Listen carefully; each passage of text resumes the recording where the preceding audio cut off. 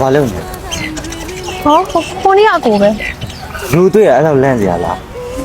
ကော်ဖီတောက်ချင်လို့ကော်ဖီလေးဖြော်ပေးပါခုမဟုတ်နော်ခဏနေပါ ဟုတ်ရပါရဲ့ကိုဒါလေးအိမ်ပေါ်မှာမှန်မှုရှိတယ် လူရှိရဘာလုပ်ရမလဲကိုပိုးတွေ့ချင်လို့လား ရှာ ဟုတ်တယ်ဒါနဲ့မနေ့ကကိုမွေးနေလေ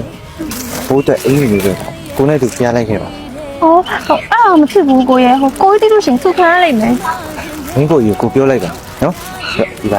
ဒီပါ ဒီကိုနေဒီမှာဘာလုပ်နေရလဲအော်အတော့ဘယ်တော့ရောက်နေရလဲ ခုနမှရောက်တာပါဒါနဲ့ကျွန်တော်ခွင့်ပြုပါ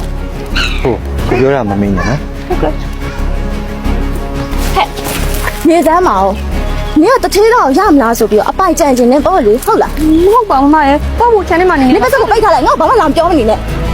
သူနဲ့ငါနဲ့ကိုရက်သဘောတူထားတာနော်နေအစ်စ်နဲ့မှန်ရသေးရဟုတ်လား ဟော ခက်ပြပါလေပြအော်တခါတော့ပဲတွေ့ဘူးပြီးတော့အင်းကြီးအဝယ်စားရဝယ်ပြီးရဲဆိုတော့နေကိုနေဘလို့ရညှို့ဆွဲလိုက်လားဟမ် သူဘာမလို့ပါဘူးမရဲ့ ပုံစံကြည့်တော့ AD အေးဆန်နဲ့နေတော့သူ့ငါလည်းပြလူရဲလူကြီးတိလားညငါအိမ်မညှက်ချပြက်မယ်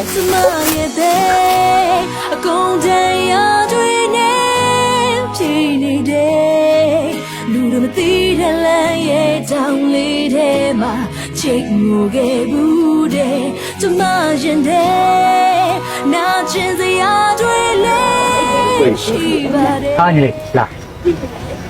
ကိုကြီးကိုပြောတာလေဒီနေ့ကျွန်တော်မွေးနေဆိုတော့အဲ့ဒါကိုကြီးညမအောင်ကျွန်တော်ဖျားခေါ်ပါကျွန်တော် ကိုသိပြီလားပါညီမလေးကလည်းအလားပြင်ပြီးစောင့်နေညီမလေးရေ လာပါပြီကိုရဲ့